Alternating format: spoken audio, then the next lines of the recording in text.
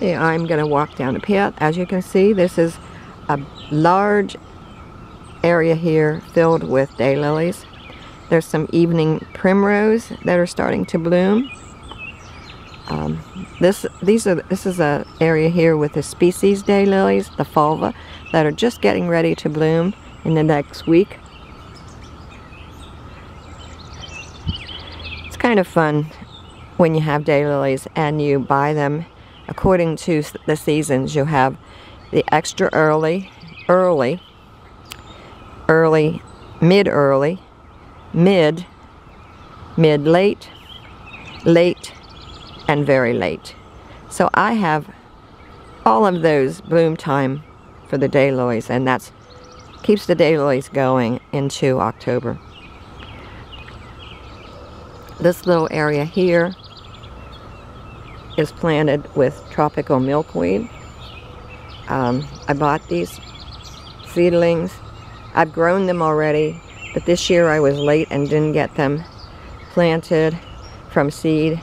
But they look pretty good, and I have chicken wire up because the animals, mostly the rabbits, will eat them. I have one Tithonia, which is Mexican sunflower, which is blooming or growing there. I need to take the chicken wire off and get a larger one and put some stakes in, because that will get about 5 to 6 feet tall with beautiful orange flowers.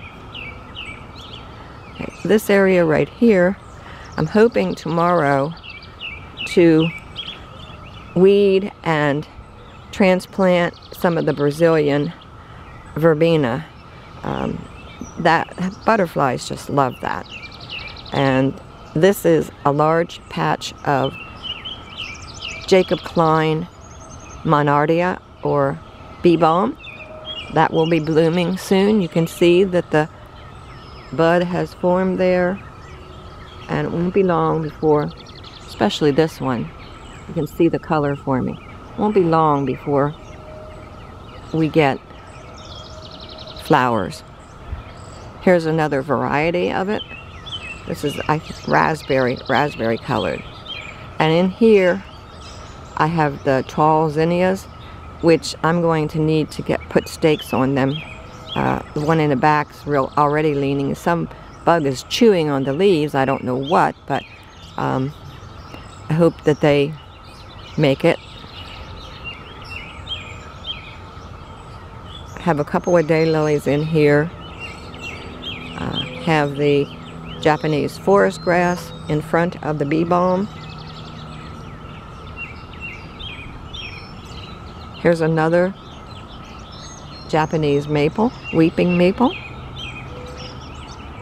And I have a few perennial plants in here, salvias with some verbena, ground trailing verbena, and celosia. Here's another large round area with daylilies in it. Also, the wild violets are in here, and some other weeds.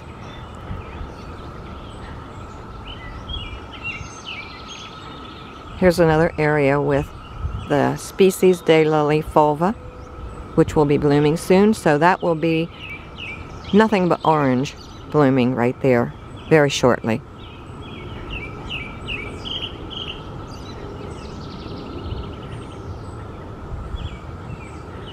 As you can see, there's mixtures of plants even in the ground cover. Daylilies will come up through ground cover. This is ivy. I can't take care of all this ground that's on the property, so that's why you see so much ground cover. There's some iris along the fence that just finished blooming. There's a Weigela plant that just finished blooming. There's a butterfly bush right there, one that came up by itself. That's a really pretty color. Now, I don't hear them right now, but we have the cicadas, and there is one right on the underside of that daylily foliage. They make a horribly loud screeching sound, and it just goes on and on. But right now it's quiet. I don't hear them. I have some salvias in the front here that I planted a few weeks ago. The reason I have rocks around plants are for when I water them, and I water them by hand. I don't with milk jugs. I don't have hoses up here. Oh, I see that this daylily has a scape on it. That's a really tall one. And I do have one or two, I forget what you call that plant right now. Anyway, one or two of those plants there climbing up that vine. Oh, there's another. There's some more cicadas. They come out once every 17 years out of the ground, mate, and then die. Not sure if that's actually the progression, but they go back into the eggs, I guess, go back into the ground, or maybe the new ones. I have to look that up. I'm going to turn it off for now and start the last